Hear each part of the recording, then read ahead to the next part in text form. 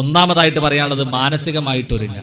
ഇപ്പൊ നമ്മളെ നാടുകളിലൊക്കെ ഉണ്ടാകുന്ന ക്ലീശ ആയിട്ടുള്ള ചില കാര്യങ്ങളുണ്ടാവും. അതായത് എല്ലാ റമദാനിലും നടന്നുകൊണ്ടിരിക്കുന്ന ചില പ്രതിഭാസങ്ങൾ. ഇപ്പോൾ പള്ളി പെയിന്റ് അടിക്കലുണ്ടാവും. അപ്പോൾ നമുക്ക് മനസ്സിലാവാണ് റമദാൻ ആയിട്ടുണ്ട്. വീട് വൃത്തിയാക്കി, ഇവിടെ എന്താ പറയാൻ നിനക്കറിയില്ല, അതന്നെ ആയിരിക്കും നനച്ചൂണിപ്പണി എന്നാണ് സ്വാഭാവികമായിട്ട് പറയുന്നല്ലേ. ആ റമദാൻ ആകുമ്പോൾ വീട് വൃത്തിയാക്കുന്ന ഒരു കാര്യമുണ്ടോ. അപ്പോൾ നമ്മളൊക്കെ നമ്മുടെ വീട്ടിൻ്റെ മുകളിലൊക്കെ ഇങ്ങനെ വൃത്തിയാക്കുമ്പോൾ എന്തോരം പ്ലേറ്റുകളോ പുതിയ പ്ലേറ്റുകളൊക്കെ കാണുന്നത് അപ്പോഴാണ് ഒളിപ്പിച്ചു വെച്ചിട്ടുള്ള കുറേ സംഗതികൾ, വിരുന്നാർക്ക് വേണ്ടിയിട്ട് മാറ്റി വെച്ചിട്ടുള്ള കുറേ പ്ലേറ്റും ഗ്ലാസ്സും ഒക്കെ അട്ടത്ത് പൊടി പിടിച്ച് കിടക്കുന്ന സമയം അപ്പോഴാണ്. അപ്പോൾ അതൊക്കെ വീണ്ടും എന്താ പരിപാടി ആക്കെ പിന്നെയും വൃത്തിയാക്കിയിട്ട് പിന്നെ അതേപോലെ കെട്ടിയിട്ട് എന്ത് ചെയ്യാണ്, മോൾക്കന്നെ വെക്കുകയാണ്.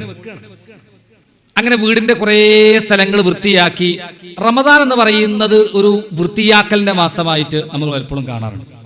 നമ്മൾ ആലോചിച്ച് നോക്കും, വീട് വൃത്തിയാക്കിയത് കൊണ്ട്, പള്ളി വൃത്തിയാക്കിയത് കൊണ്ട്, പള്ളി അതേപോലെ തന്നെ അല്ലേ ഒന്ന് ഉഷാറാക്കി അതിൻ്റെ മാറ്റൊക്കെ മാറ്റി ഒക്കെ ആക്കിയത് കൊണ്ട് നമ്മുടെ ജീവിതത്തിൽ ആ റമദാൻ കൊണ്ട് എന്തെങ്കിലുമൊക്കെ മാറ്റം ഉണ്ടാവോ ഇല്ലേ?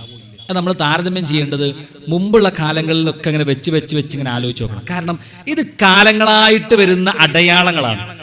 ഈ അടയാളങ്ങൾ വീണ്ടും അടുത്ത കൊല്ലം വരുന്നു, അതേപോലെ നമ്മൾ ചെയ്യുന്നു, വീണ്ടും അടുത്ത കൊല്ലം വരുന്നു. എന്ത് മാറ്റമാണ് ഓരോ റമദാൻ കഴിയുമ്പോഴും എൻ്റെ ജീവിതത്തിലും സമൂഹത്തിലും ഉണ്ടാകുന്നതിനെ കുറിച്ചൊരു ചിന്ത നമുക്ക് വേണം. അതാ മാനസികമായിട്ട് ഒരുങ്ങുക എന്ന് പറഞ്ഞത്.